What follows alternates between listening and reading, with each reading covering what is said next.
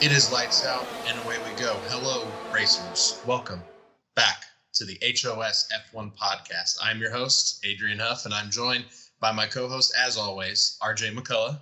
RJ, we're going to jump right into it this week. We've got breaking news when it comes to the Italian Stallions. Do you want to sort of take us into some of the big news from Ferrari that we just... Yeah, absolutely. Although first I have to say hello. And yes. For the amount of times, I don't know, this is what, 65th time you've done the intro. Let's be honest, you kind of stumbled through that a little bit. I did. Okay. I did. Okay, so I don't know if we'd qualify it as big breaking news, but it's breaking news for when we're recording. Ferrari confirms Laurent Mekies will not be in the paddock this weekend, as Ferrari have again confirmed they will part ways with him at the end of this week. He was due to leave the team at the end of the season after he was appointed as Franz Tost's replacement at AlphaTauri next year. So I guess he's just kind of leaving early. No point in having him stick around. So yeah, he's being replaced by Laverno. Hey, Laverno. Yes. So do you think this is? Do you think this is more Ferrari sort of attempting to clean house and get rid of the old guard and get some fresh faces in there? Or do you think this is soon to be previously known as AlphaTauri, sort of trying to poach some of their competitors? I don't know. What do you think? I would say that it's more Ferrari just being like, we don't want him to have too many of our secrets when he's going to AlphaTauri next year, especially because that's connected to Red Bull. So anything he carries over from Ferrari there goes straight to Red Bull. So I think their statement was a little bit funny, saying that he had been there for 4.5 seasons, during which time the team took 7 wins.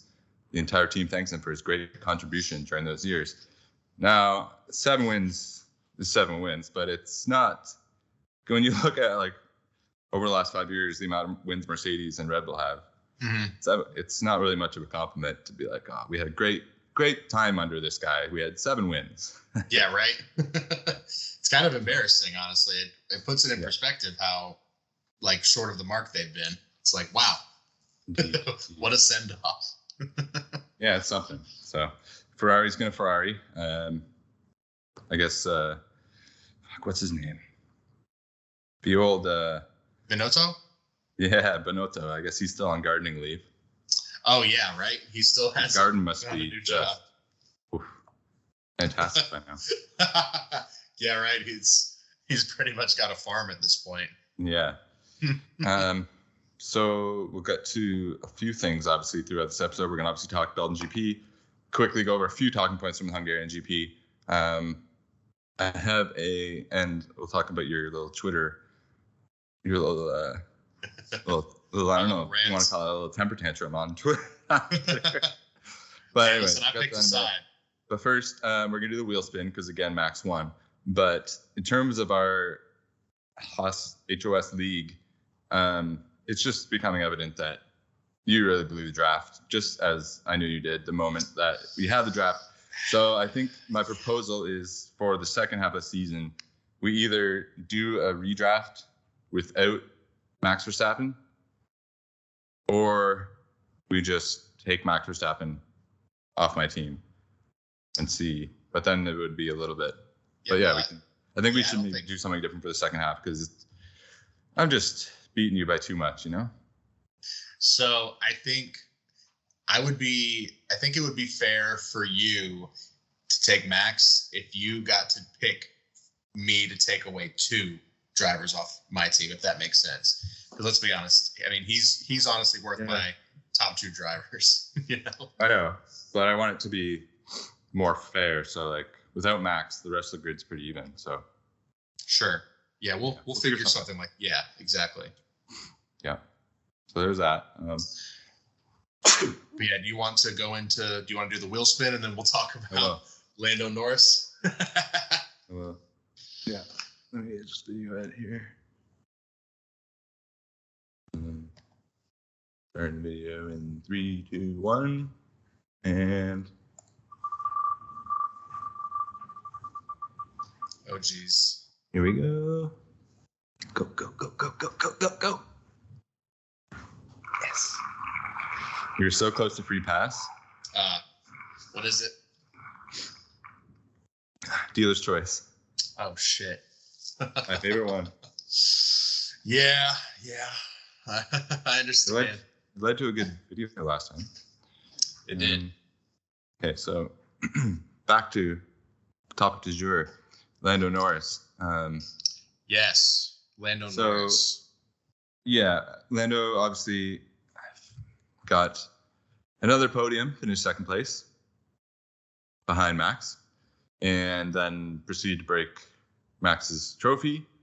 Had some comments after the race that you didn't like, many things. So now it went to the point where you went back and deleted some tweets. I say all this in jest, I'm not being hard on you. But I do have a couple screenshots from our text messages. Yes. I didn't get to the tweets in time.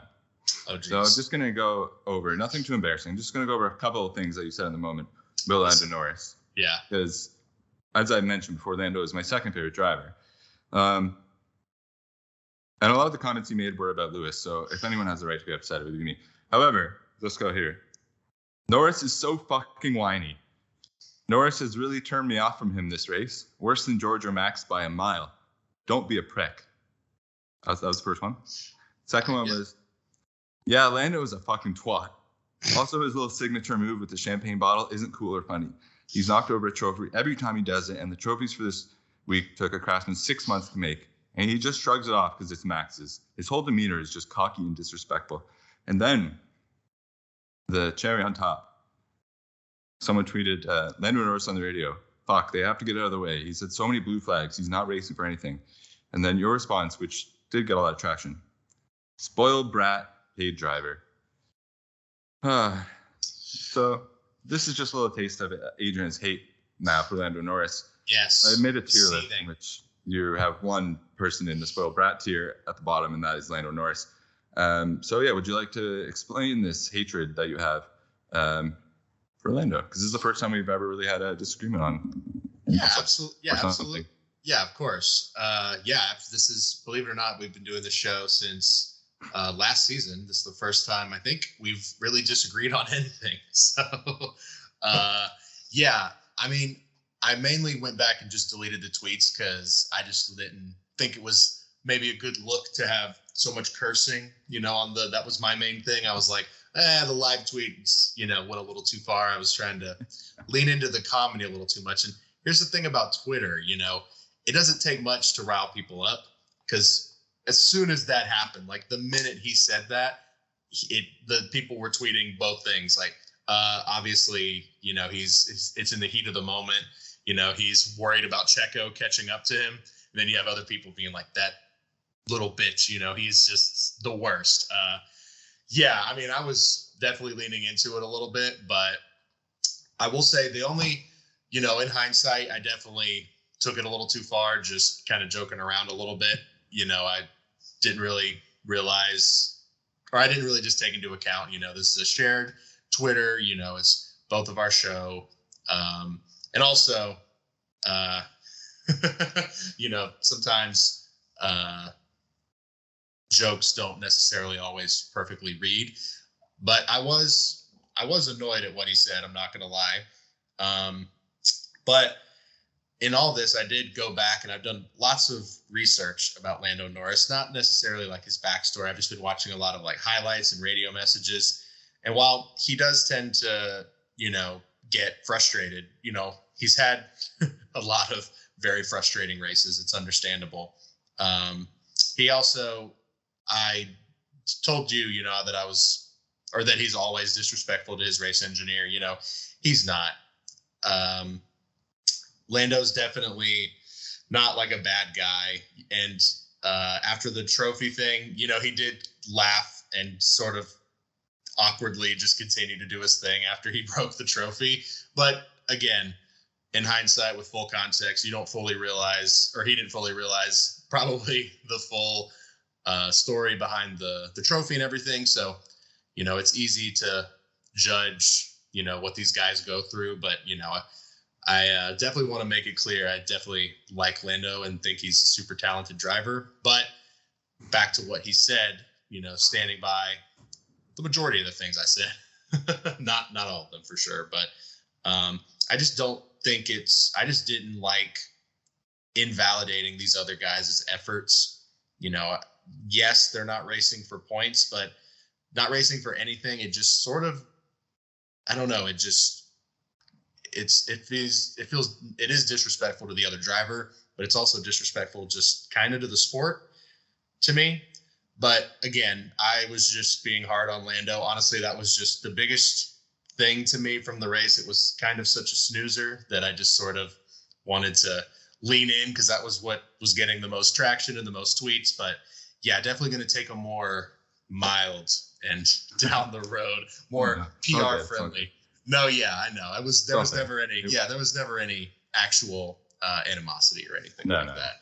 The one, I agree. I didn't like the radio message when I heard it. The one thing I did see a video afterwards, I think it was Yuki that was in front of him, did get the blue flag like 6 times and didn't move out of the way. Whereas Lando literally was like battling with like Perez was catching up. So a little bit wasn't great, but it wasn't as bad as it originally looked. Yes. But hey, that's the Twitter game. So it just had to be addressed, and it's been addressed. So we can move on to F1 again. What did you think of the new qualifying tire rule situation last week? Man, I thought it was amazing. It just completely made it. We've already talked about how even the grid has been, sans Max and sometimes Checo, but yeah, it made it even more close and down to the line. And Zhou Guan Yu coming away, I think P1 in Q1, or did he get knocked down to P2? I can't remember. I don't remember at the end of it, but certainly he was right up there. Yes, an amazing lap. And honestly, Zhou Guan Yu is a great metaphor because, you have some really highs and then some big lows in F1. Yeah, that's for sure. Although I guess, again, not really his fault. Kind of an engine thing, but still. Yeah. Tough look after that qualifying. And then Danny Rick just going right in the back of him. Get to that in a second. But yeah, I like the qualifying rules as well. Obviously, Lewis getting pole was nice to see. That was a pretty exciting moment, I'm sure you can imagine. And it was probably exciting for everyone. Just having it not be Max. Quali in general is just exciting. But George go out in Q1 and then Lewis pulling together and just putting together an unreal lap when none of his sectors were purple, but just the string of the sectors together. Obviously just barely beat Max. So that was good. But as you just said, the highs and the lows where it went from, okay, Lewis got pole. Let's see, obviously I knew he wouldn't win the race unless something happened to Max. But then I thought maybe he could hold out a few laps. But literally turn 1, he's 4th place after turn 1. So that was not ideal. But yeah, in terms of turn 1, Max, Lando, and Oscar passing Lewis, and turn 1, Danny Rick kind of getting from behind, and the Alpines both crashing out. Any lasting thoughts from what was not the most crazy turn 1, but in hindsight, a lot happened. Yeah, for sure. Especially for McLaren. They were expected to not be great at this track, and they've just absolutely blown any expectation I had for them. I feel like how far they've come, is really, really respectable. So I'm glad I've got Piastri at least on my team. We'll see for how long, though. That might be a part of the trade. You never know. We'll see. But I think besides the incidents sort of in the first lap that you mentioned, this weekend, yeah, the qualifying was so unbelievable. I don't think I've been more just I don't say in the zone, but just so focused and so hyped to just be watching F1 than during this qualifying. I know you're Lewis is your guy, but I love Lewis. I don't think I've said anything negative about him necessarily. Super negative, I don't think. Or have I? depends on your not super negative now. No, yeah. I mean, I could point out negatives about every driver. Probably dishonest. Yeah, I just even though I'm not, as we saw last week, I'm not super great about trashing Max. But yeah, that's true. And I'll admit I've said mean things about Max. Sure, yeah, and I know you're not a big fan of Max, but I do genuinely really like Lewis. Just not only as a driver, just sort of as a person. I'm just not. Well, I can't even say I'm not a big fan of Mercedes. I love Toto, and I love Bottas. So it was hard. I mean, I wasn't rooting against Mercedes by any means in the end of 2019 when I started watching F1. But yeah, back to the Hungarian GP. In contrast to the qualifying, yeah, obviously the race, it did have a lot of really interesting moments. It just wasn't as super exciting. And this race, I mean, it's kind of a boring track, besides I feel like turn one incidents are sort of what always mix it up and make it interesting, like we saw 2 years ago. But I'm trying to think, Ferrari there was a certain moment that I wanted to bring up, but I cannot think of it for the life of me. Yeah, let's real quick talk about Checo, I think, because there's the F1 account's been posting a good deal about him, sort of bringing him up and just talking about what a great job he's done and how he's charging through the field every week and getting all these Driver of the Day awards. I think that's a little ridiculous. And if you look in the replies and the comments, it's a pretty popular opinion besides the Checo stands or whatever. But yeah, I don't think it's super. I mean, he should be fighting Max, but he's having to charge through the field every single weekend. So I don't know. What do you think? I think it's one of the more frustrating things in F1 right now.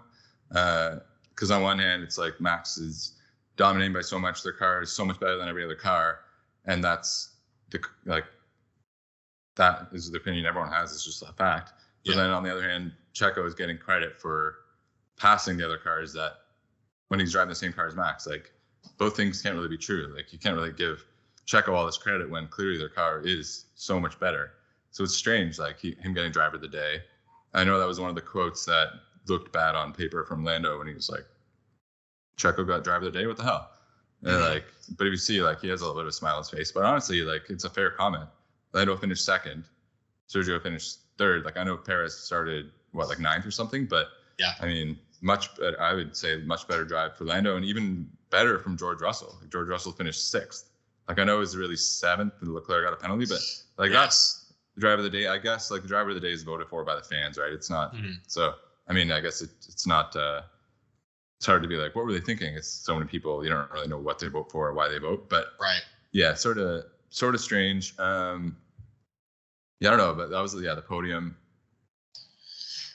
Max, Lando, Sergio, but yeah, I think it's a little annoying to give him this much credit when he hasn't been very good. And I mean, let's flip it around. If Max started ninth and finished third, would anyone be saying, "What a great drive for Max"? Everyone would be saying "What's wrong with Max?" Right. Why did he finish not second or first? So, I mean, I don't know. It's almost a little like when you're talking to a child, and you're like, "Oh, good job, buddy." It's almost a little demeaning to Checo. We shouldn't be congratulating him for this. Yeah, it's patronizing almost. Yeah, that's the word I'm looking for. I think I completely agree with you. I'm so glad that you mentioned George Russell, because that was what I was trying to think of earlier. That was who I voted for Driver of the Day. That might be surprising for you, but yeah, I thought he did a really great job.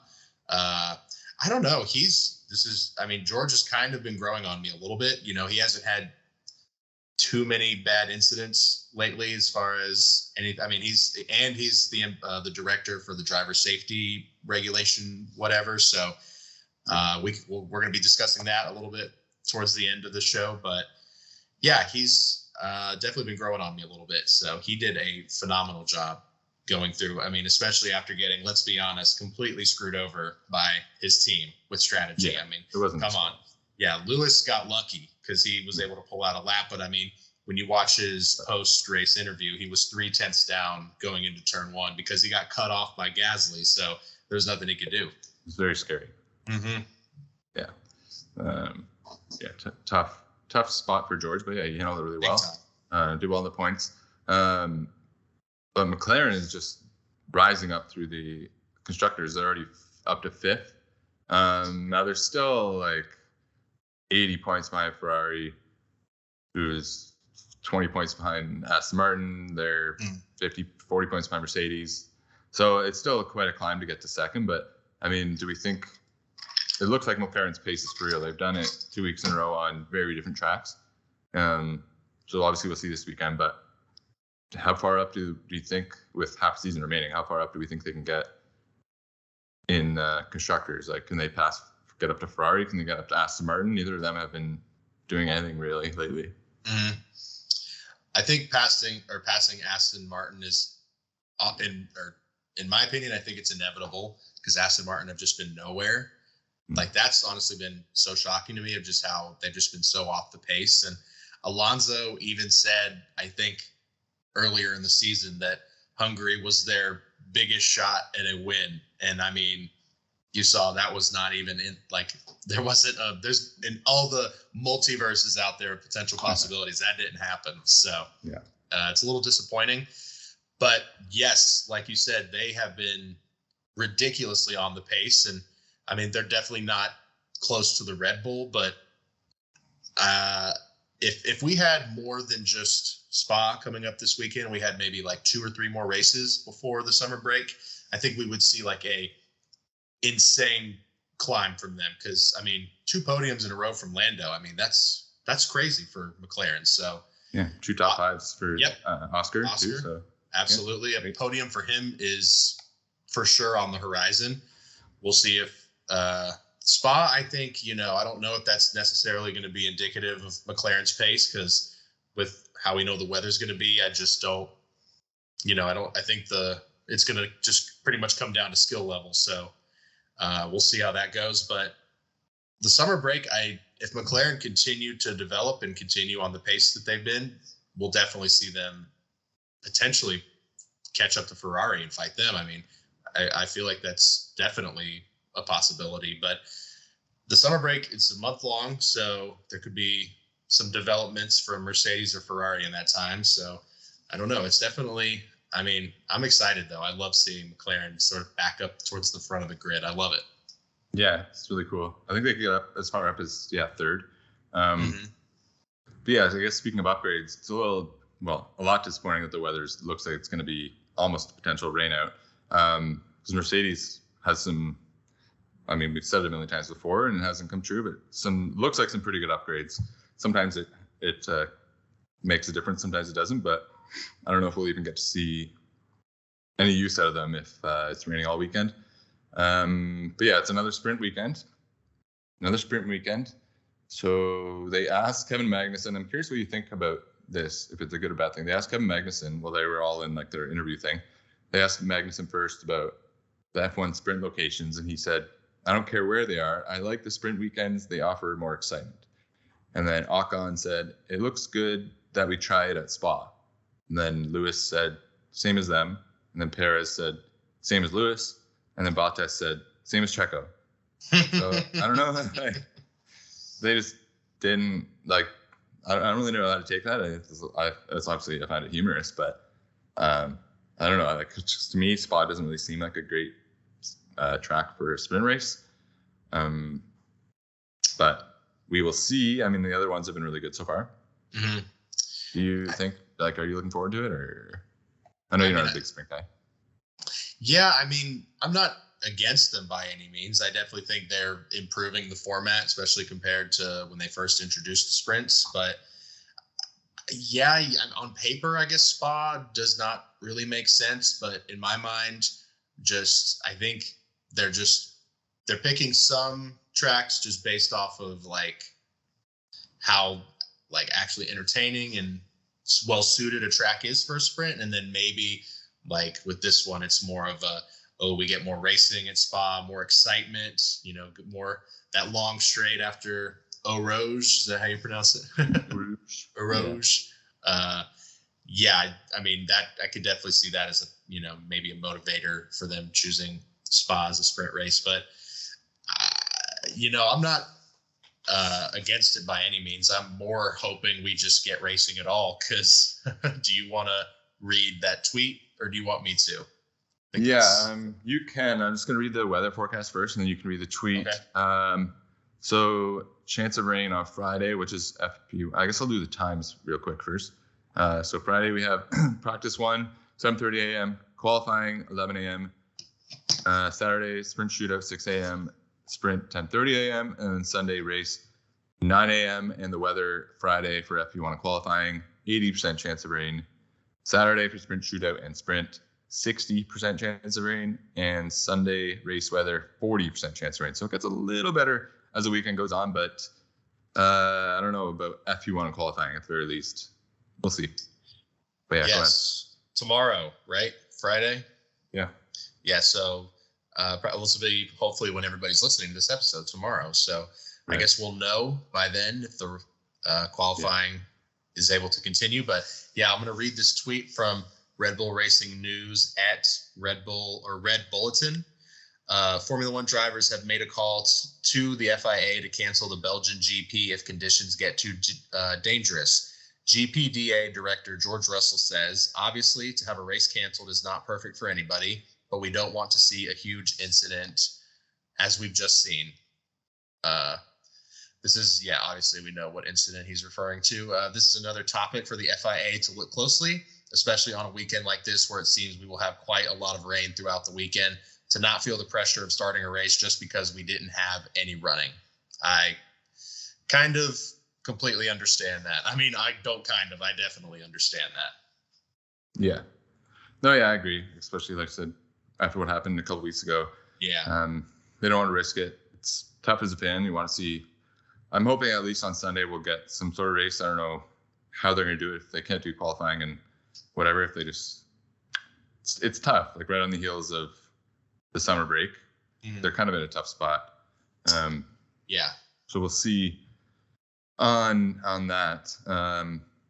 In terms of if they just assuming they do race wet or not. A little bit of information about the race and then our predictions. It's 44 laps, so not many laps. Obviously, it's a long track. The lap record, 146, so it's almost 2 minutes a lap. Maybe the longest one on the calendar. Valtteri Bottas has the lap record. Wow. Good boy, 2018. Oh boy. The Finn. So, we'll see how he can do this week. So, who do you think gets actual pole? Who do you think wins the sprint race? What do you think the podium is? Obviously, we're assuming Max is going to win. So, right. But pole, who do you think gets pole? Gosh, it's like I said, I think it's going to for sure, if it actually happens, it's going to come down to who's just good in the wet. So, I mean, we might see surprise from somebody like Nico Hülkenberg, Lewis Hamilton, Fernando Alonso for sure, definitely in the mix. But yeah, I mean, I still think Max is just he's inevitable. I mean, Lando, I thought for a split second he might have taken it from Max, but then nope, he always takes pole, man. So unfortunately. Yeah, I mean, it seems that way. I guess the better question would be, which I asked it again. I asked it last week, but it's worth asking again. Which car do we think is going to be second fastest behind Red Bull this week? I mean, I would say they're Mercedes at this point. Yeah, I would probably lean towards Mercedes just because I think Lewis and George are probably going to be a little bit better in the wet than Oscar and Lando. So, I would agree with that. It's again tough to make predictions because so much can happen in the wet. Yes. Maybe it's the race that someone just happens to slide into Max Verstappen and knock him out of the way. But I mean, he's already so far ahead of everyone that there's not even a chance of that happening. So, right, not likely, but and just hope that we do get some racing. That's really all we can do. Hope we can get some racing and hope we can get some entertainment, because it would suck for the last race before the summer break to be just washed out. Yeah, and especially considering it's happened before, we having that just terrible 2 like half point or two or three lap race, half points. I mean, that was terrible. So I will understand if they have to cancel things just out of safety, but yeah, hopefully the weather is just not so terrible enough that we actually get to see it proceed. Yeah, exactly. Although the one thing from that one is that weekend kind of got George Russell his job, not solely, but that kind of locked up that he was getting a job at Mercedes because he got, I think it was pole, maybe second in the rain with a Williams, which was like ridiculous. So that kind of locked up. And I think Bottas had like a bad weekend at the same time. So it kind of locked up that he was going there. So who knows? Maybe we'll see someone have a good weekend, whatever happens, though. We'll be watching. Any final comments? Yeah, let's just hope for just a safe weekend for all the drivers. Because, I mean, obviously, as I feel like, you know, as a fan, you look at those moments like Kimi Räikkönen just driving through, you know, the complete cloud in front of him. But especially with recent events, it's definitely a bit scary. So I hope the conditions don't get too bad. So yeah, just hope for a safe race weekend. All right, let's do it. Sounds okay. Good to me. Everybody like, subscribe, all that good stuff. We will be back next week. Peace. Hell yeah.